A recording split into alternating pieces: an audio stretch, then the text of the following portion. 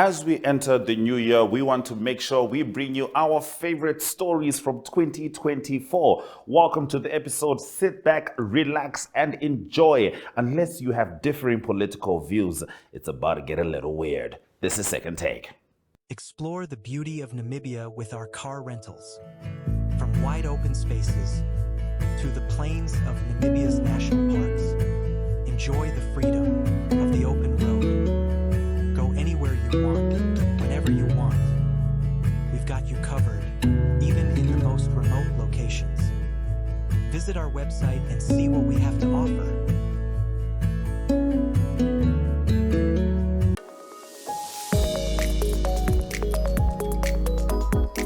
Let's talk about Rwanda's political scene. Paul Kagame has been the president of Rwanda for 24 years, and changes he made to the constitution in 2016 mean he could potentially stay in power for another 10 years. Now, the constitution is not the only area in which Paul Kagame applies his creativity. He has long been accused by human rights groups of suppressing opposition voices. Now, the one voice that truly irks him in his life, aside from Congo's Tshisekedi, is that of Victoire Ingabire. And it seems he is set for another solo act of an election because Victoire Ingabire has been barred from contesting in this year's election. It was not her first attempt. In 2010, Miss Ingabire returned from exile in the Netherlands to take part in that year's presidential election. But she was arrested, prevented from standing, and later sentenced to 15 years in prison. After she was pardoned in 2018, she went on to found the Daufa Umurinzi opposition party. Now, she is a member of the majority Hutu ethnic group, and she had gotten into trouble for questioning why Rwanda's official memorial to the 1994 genocide did not include any Hutus. Turns out, in Rwanda, people who have been jailed for more than 6 months are barred from running in elections, which means that Paul Kagame will likely be squaring off with the Green Party's Frank Habineza. Now, Frank Habineza boasts a whopping 0.45% of the votes garnered in 2017. You heard that right, 0.45%. Now, I'm not one to question another nation's laws, but I do question the people that the law serves unfairly, and this seems to be the case. Paul Kagame often touts his popularity, yet it seems like conditions are often bent to suit his extended stay in power. How do you know that your people truly love you when the one person that can challenge you never gets a chance to step into the ring? Perhaps part of the $300 million already pocketed from the weird UK-Rwanda immigration deal is worth wasting an election that is more predictable than load shedding in South Africa.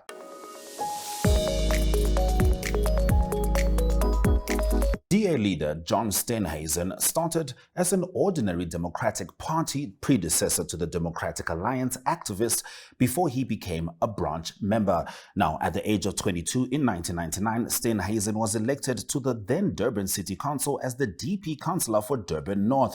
He was the youngest municipal councillor at that time. Fast forward, the 47-year-old who received 83% of the vote at the Democratic Alliance's National Congress last year was running against the former mayor of Johannesburg, Mpho Phalatse, who would have been the second black leader in the party's history. So DA was basically like one at a time. Just kidding. Or am I? The Democratic Alliance was formed in 2003 after breaking away from parties that historically were part of the apartheid government. It became the official opposition following the 2004 general elections and steadily grew its support until 2019, where it suffered its first decline in a national election under the leadership of Mmusi Maimane, its first black leader. Well, you know, one at a time might make sense now. Just kidding. Or am I? So, DA is going with what it calls a rescue plan from the ANC, seeking to create 2 million new jobs to end load shedding and water shedding. Because, duh, they aim to halve the rate of violent crime. Not sure why you wouldn't want to eliminate all crime when you have the highest crime rates in the world, but I guess half makes sense. To crush corruption by abolishing cadre deployment, this, of course, assuming that corruption has nothing to do with the rich elite of the Western Cape. To lift 6 million people out of poverty, even though there are 18.2 million people currently living in poverty in South Africa. But it seems like aiming below the line is the DA's chief strategy. Perhaps that's why Cape Town's water issues aren't going away. They keep bringing a bucket to a water tank fight.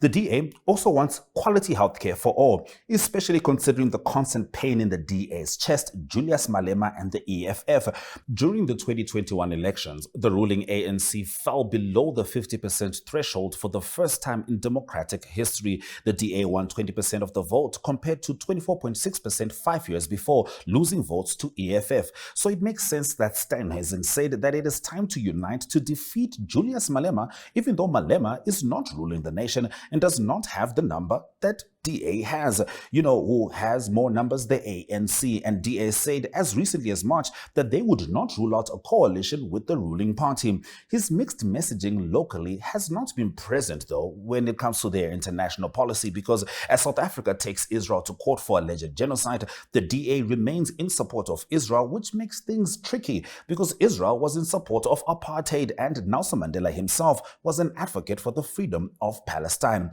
Of course, the DA is free to support any international entity, but that does not absolve them from what it means to South Africans as they head to the polls. Let's see how this one unfolds.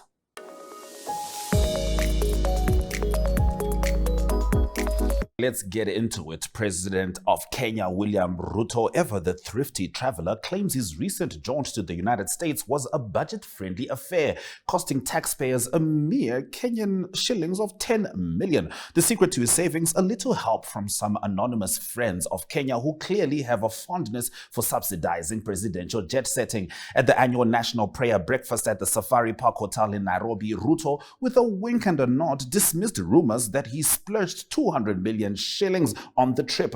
People are throwing around all sorts of figures, saying I needed a 200 million shilling jet just to make a grand entrance holding Rachel's hand. Come on, I'm a responsible citizen. There's no way I'd blow that much. It cost the Republic less than 10 million, he boasted, probably suppressing a chuckle. Ruto revealed his original plan to fly Kenya Airways until he discovered that even budget charters would cost a jaw-dropping $538,000. Cue the cavalry. His mysterious benefactor stepped in, agreeing to cover the difference, letting Ruto fly for a still $10 million.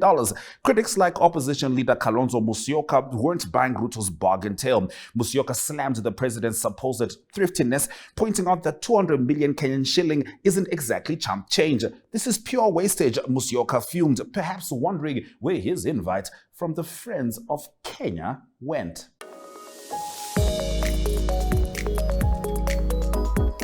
Zimbabwe's President Emmerson Mnangagwa, in a scene straight out of a sketch titled Things Not to Do When You Keep Telling People What to Do, was spotted handing $500 to Agriculture Minister Anxious Masuka for a new suit. This generous gesture left many scratching their heads, questioning his faith in the shiny new Zimbabwe gold currency. This isn't Mnangagwa's first dalliance with the dollar, raising eyebrows about his confidence in the ZiG. UK-based Zimbabwean economist Chenai Mutambasere didn't mince words, saying Mnangagwa's actions scream a lack of confidence in the ZiG currency. Investors are likely to see this as a sign of instability in our economic reforms, she remarked, trying not to laugh at obvious absurdity. Political activist Pride Mkono went further, describing the ZiG currency as a ruse for printing money to cover government expenses. The president's preference for US dollars over ZiG is quite telling. It's like he's publicly admitting that ZiG is just fool's gold. Former RBZ chief economist Masimba Munyanya highlighted the erosion of public confidence, citing delays in introducing new notes and coins. Zimbabwe needs a currency that works, but the government's handling has been a comedy of errors, he lamented, noting that the poor suffer the most from this currency charade. Yes, all valid points, but the president wanted the man in a suit. Who are we to ask him to play by his own rules? Besides, the man who had no problem with gold mafia should not be questioned on whether or not he trusts gold.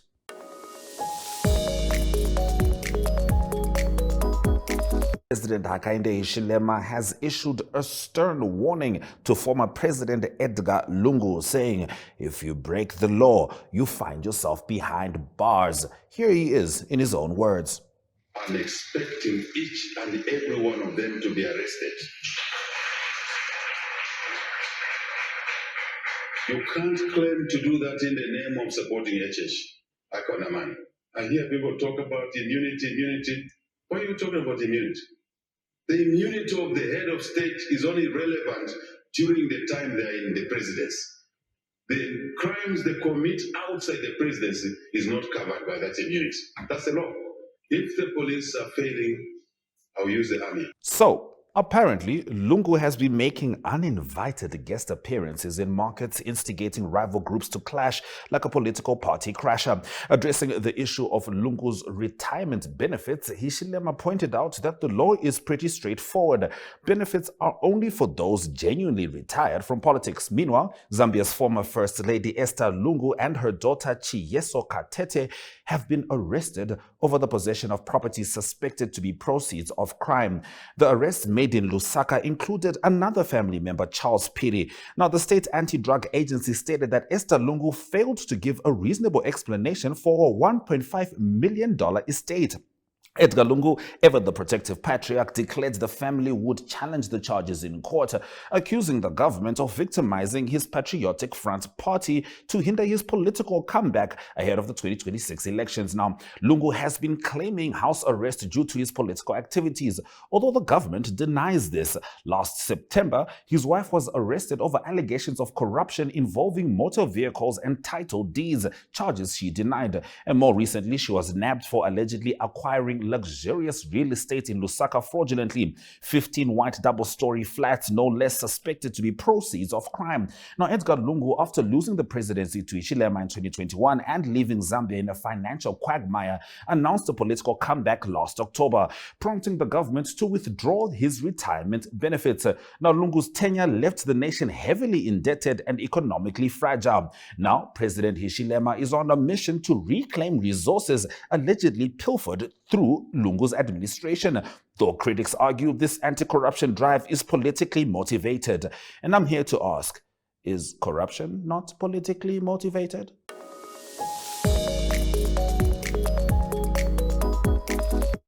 Take President Museveni of Uganda showered Speaker Anita Among with praise while taking potshots at what he termed as traitors and foreign agents. During his State of the Nation address in Kololo, Museveni commended Among for her harmonious relationship with the executive, a virtue apparently in short supply these days. I want to salute the Speaker, Deputy Speaker, and MPs, Museveni declared, likely envisioning a standing ovation. I hear some people saying that Anita Among is perhaps not powerful enough because she does not undermine the executive, but that's not the case, he asserted, dispelling any notions that power is synonymous with dissent. Museveni nostalgically reminisced about past parliamentary antics, noting a risky and shallow tendency by some actors who dared to use parliament to challenge the Ugandan revolution. Such provocations, he suggested, were more miscalculations than courageous stands, implying that a good revolution knows how to handle such nuisances peacefully. I mean, a good old revolution. Meanwhile, Speaker Among finds herself in the eye of a storm over the lavish 2 billion shillings awarded to commissioners of parliament as service awards. The public, already grumbling over parliament's hefty expenditures, isn't too thrilled about these perks. However, Among insists that all spending is kosher and aligns with approved budgets, even if the taxpayers are left scratching their heads. But Museveni didn't stop at praising. He turned his ire towards foreign agents and traitors who he claims are bribed to serve foreign interests. There are, however, other actors that get bribes from foreigners to work for foreign interests. These are both corrupt and traitors, and we are monitoring their activities, Museveni warned. He described how these sinister forces approach people with offers to tarnish Uganda's image for monetary rewards. I wish you good luck with the money of betrayal. We are following up. Those two, the dishonest people and traitors, are the ones we are targeting, which gives credence to my assertion that there are no mirrors in Uganda's parliament. Self-reflection happens through the president, and all I am saying is everyone looks and sounds older than they should. Something Ugandans would not have to witness if Museveni's idea of democracy didn't mean freedom for all, as long as it's under me.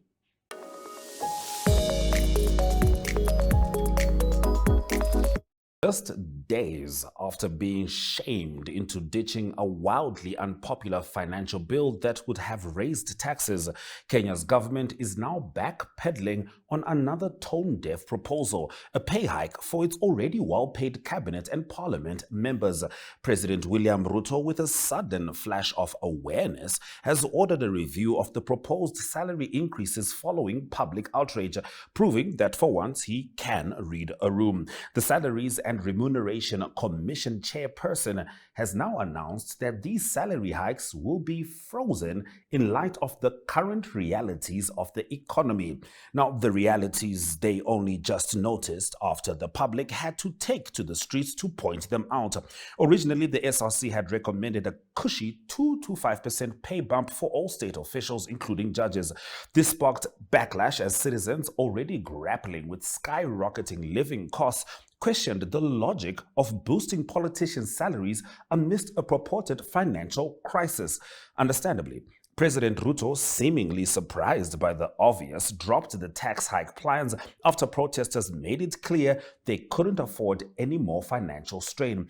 It took public uproar for the government to realize that raising their own salaries while citizens suffer from an economic downturn might not give the best look. The wake-up call for William Ruto and his government has been louder than the Boeing 737-700 business jet that President Ruto chartered for his trip to the US, which cost taxpayers close to 200 million shillings. Look, gone are the days when accountability was merely a suggestion for the old guard. Young people woke up to an Africa that looked nothing like what their parents were promised. From their understanding, everyone has their own shift to complete. There was a time when youth had to rise up against oppression because they knew that with their energy, that was the best time to show up. The same youth became adults that lived in an economy that allowed them to, buy a house.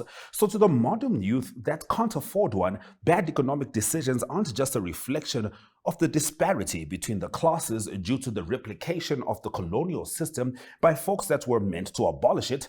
It means that the youth of the past are working far beyond their allocated shift, and the youth of today just want jobs and enough data to TikTok. It's a short list, but if those boxes aren't ticked, the kids that can't buy houses will meet you in the streets.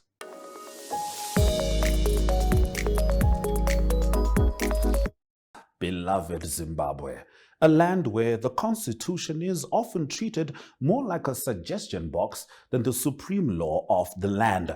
The ruling ZANU-PF party, ever so nostalgic for the days of endless presidential reigns, is now floating the idea of tweaking the Constitution to give President Emmerson Mnangagwa an extended stay in office.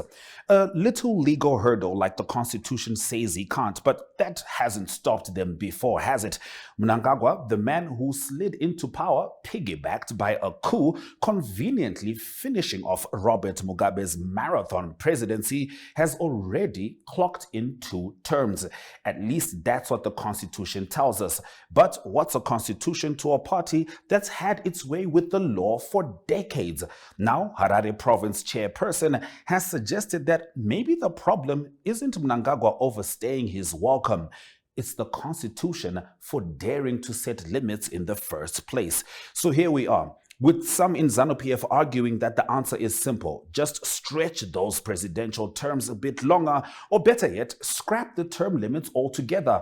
After all, what's the point of a constitution if it can't be bent to fit the whims of the powerful? But hold on. There's a pesky little detail in Section 3287 of the Constitution, one that states any term limit amendment won't apply to the current president. In other words, Mnangagwa can't legally benefit from any extension. But let's not underestimate the creativity of ZANU-PF. After all, the Constitution is just a speed bump on the road to eternal power. First, they'll have to jump through the hoops of repealing or amending that troublesome section, and then, as if pretending to care, put it all to a public referendum. Of course, Mnangagwa has publicly declared that this is his last term, but who really believes that? The ruling party is already warming up the masses with chants of 2030 and rallying around the idea that Mnangagwa's development agenda simply must be completed before he can ride off into the sunset. And what's a little constitutional change when the fate of the nation's progress is at stake? But don't let the slogans fool you. This isn't about development. It's about power, plain and simple. Mnangagwa's two deputies, Chiwenga and Mohadi, who helped him shove Mugabe out the door, are waiting in the wings. Chiwenga, the supposed heir apparent, might have to cool his jets a bit longer. And if Mnangagwa has his way, Chiwenga might never get his turn. After all, Mnangagwa's inner circle has made it clear that Chiwenga is not exactly the future that they had in mind. But if Mnangagwa does manage to cling to power, it will just be another page in the long, sad story of African leaders who refuse to step aside, dragging their countries down with them. So while other nations like Senegal have managed to say enough is enough when leaders overstay their welcome, Zimbabwe seems ready to stay stuck in the same old cycle of endless rule. And if history is any guide, the longer a leader overstays, the more unstable things become. Just ask Alpha Conde in Guinea. Oh, wait, you can't, because he was overthrown when he tried to pull the same stunt.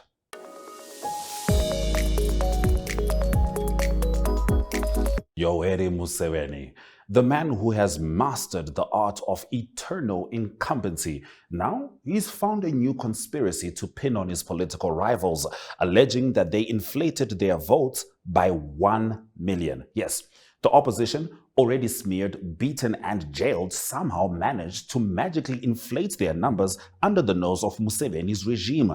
Never mind that Museveni's own electoral commission gave him 59% of the vote.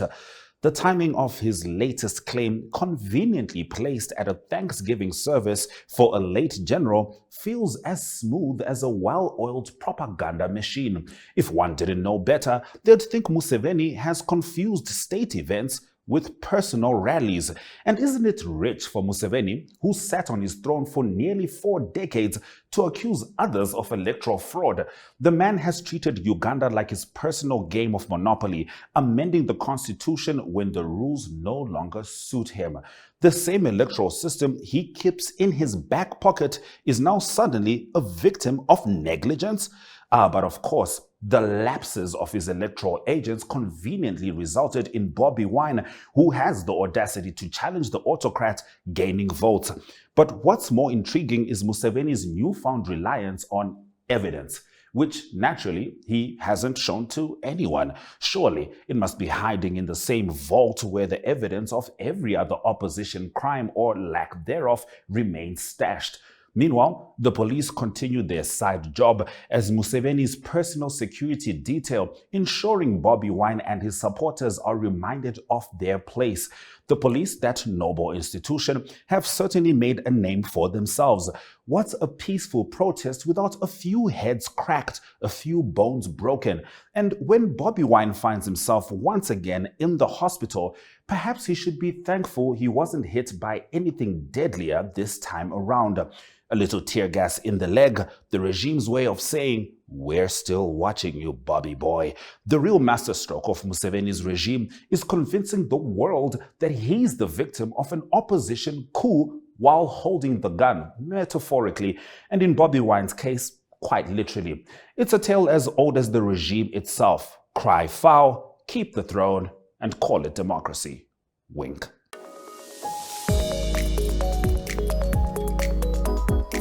What can only be described as a masterclass in political vanishing acts, Cameroon's President Paul Biya, now 91, has once again disappeared for an extended stay in Geneva, Switzerland. For those keeping score, it's been 5 weeks since Biya was last sighted at the Africa-China Forum in Beijing. Since then, his public appearances have been as rare as democracy in his country. Not to worry though, the government has reassured the world that Biya is in fact very very much alive.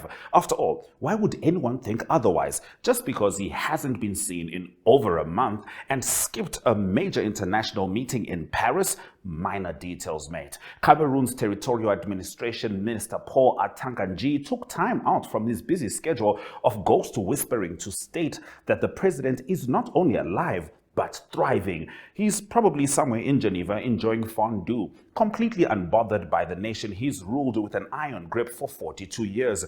Because nothing says I'm alive and well like sending someone else to do your job while you remain conspicuously absent.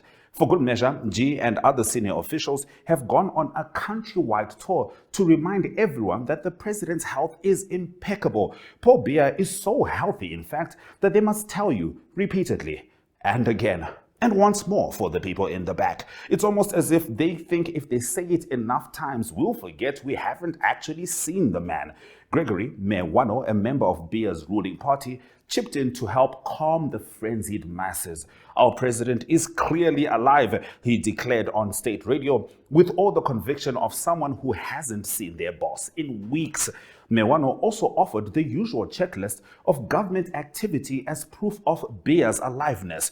Prime Minister in Germany, check. Minister of Public Works, check. Busy inspecting projects. President Biya, definitely not deceased, just unavailable, but alive. Don't ask why he's unavailable. Here is Paul Biya in 2022, when he was available. C'est qui tous ces gens qui sont là? Pourquoi je n'ai pas demandé ça?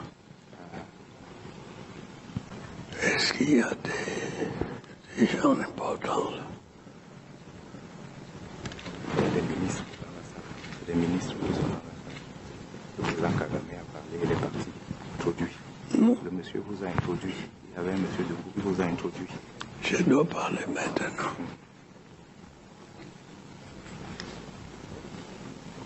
Vous restez assis, parlez assis. Vous pouvez parler assis, étant assis. Ici? Oui. Pourquoi? We are 2 years removed from that event, so it is understandable when Cameroonians of all political stripes question the details of his Swiss sabbatical. Will Paul Biya return to his country anytime soon? Grandfather time will tell.